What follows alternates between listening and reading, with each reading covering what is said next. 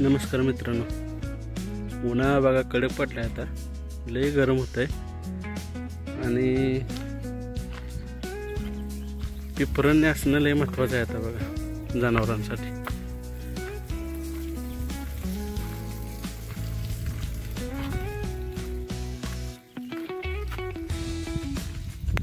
मुक्तगोठा आहे बघा आपला, मुक्तगोठ्यात 3 पिपरण्या इथे, एक बरोबर मधोमध इथंच बसतील सगळे जनावर।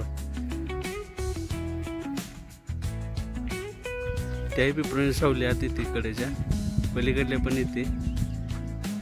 पावसाळा आला की शेड आहे बघा आपल्या, मनानं आत जाऊन बसते। दूध उत्पादक महत्वाचं,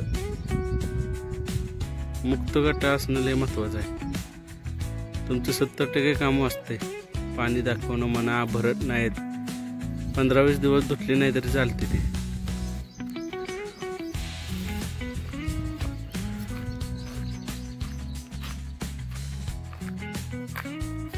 आपला राखणदार बोलो।